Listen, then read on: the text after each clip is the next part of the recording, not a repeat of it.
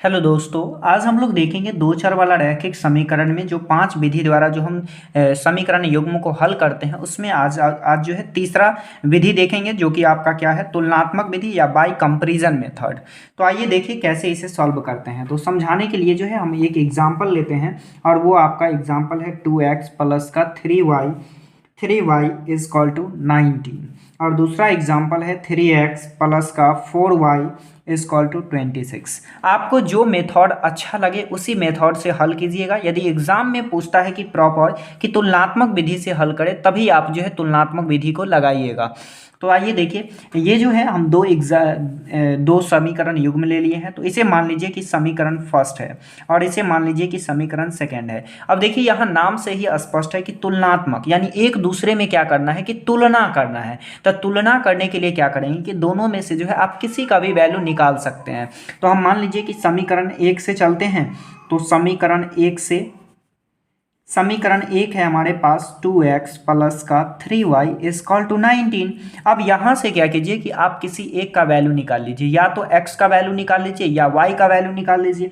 तो अगर मान लीजिए कि हम यहाँ जो है y का वैल्यू निकालते हैं तो ये हो जाएगा 3y और ये 19 और ये प्लस में है, इस साइड आके हो जाएगा माइनस में, और ये 3 इसके साथ मल्टीप्लाई में है तो इधर आके क्या हो जाएगा, डिवाइड में हो जाएगा, और माइनस का 2xy क्या हो जाएगा 3। इसे इक्वेशन थर्ड मान लीजिए।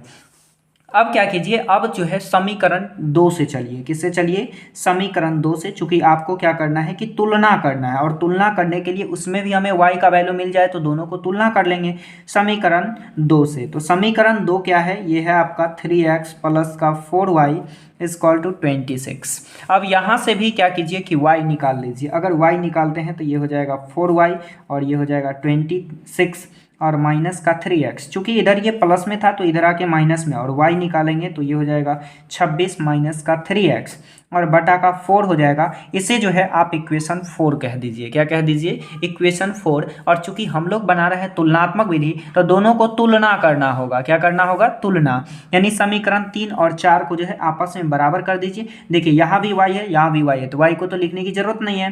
तो यहाँ हम लिखते हैं समीकरण 3 तथा 4 से। समीकरण 3 तथा 4 से। तो समीकरण 3 जो है आपके पास क्या है? तो समीकरण 3 था ये 19 माइनस का 2x और बाई 3 इज इक्वल टू, बराबर कर दीजिए। तो ये था 26 और माइनस का 3x और बटा का 4। अब क्या करना है कि अब जो है हम लोग इसे क्रॉस मल्टीप्लाई कर देते हैं। क्या कर देते हैं? क्रॉस मल्टीप्लाई, यानी ऊपर वाले को नीचे और नीचे वाले को ऊपर। तो देखिए 4 से इसमें कीजिएगा तो ये क्या हो जाएगा, 4 इंटू का 19 और माइनस का 2x इज इक्वल टू 3 और इंटू का 26 और माइनस का 3x। अब देखिए ये 4 से जो है इसमें मल्टीप्लाई होगा तो मल्टीप्लाई कर दीजिए। तो ये हो जाएगा 19 चौके 76, अब माइनस का 4 दूना का 8x और इधर हो जाएगा 3 से गुना कीजिएगा तो 6 त्रिक 18, 3 दूना 6 1 7 78 हो जाएगा, और ये हो जाएगा आपका माइनस का 9x। अब देखिए, अब क्या कीजिए कि सेम वाले को जो है एक साथ भेज दीजिए। जैसे कि सेम जाति में शादी होता है ना, इसी प्रकार से क्या कीजिए कि सेम को एक साथ भेज दीजिए। तो देखिए ये 78 है तो यहाँ भी 76 है, इसमें भी x आर नहीं है तो एक साथ जाएगा, और 9x 8x एक साथ जाएगा। तो इधर रहने दीजिए 8x को, तो माइनस का 8x और ये माइनस है तो इधर आके क्या हो जाएगा, प्लस हो जाएगा, और इधर पहले से 78 है और ये प्लस में है, इस साइड आके हो जाएगा माइनस में। अब इसे क्या कीजिए, घटा लीजिए। तो ये देखिए प्लस और ये माइनस, प्लस माइनस माइनस हो गया तो 9 में से 8 जाएगा तो x बचेगा, और 78 में से 76 जाएगा तो क्या बचेगा, 2 बचेगा। अब x का वैल्यू जो है हमें मिल चुका है। तो जब x का वैल्यू मिल गया तो इसे जो है आप किसी भी इक्वेशन में डाल दीजिए, समीकरण 3 या 4 में डाल दीजिए। तो हम डाल देते हैं x का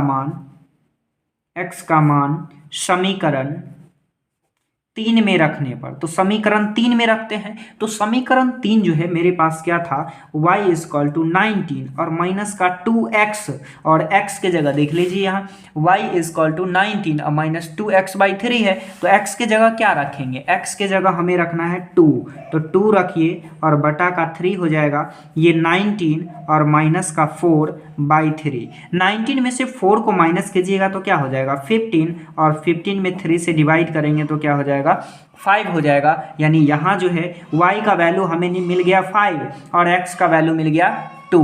तो ये क्वेश्चन क्या हो गया आपका, प्रतिस्थापन विधि से बन गया। ये जो है आपका तुलनात्मक विधि से ये क्वेश्चन बन गया। एक बार आप इस क्वेश्चन को पूरे ऊपर से नीचे तक देख लीजिए।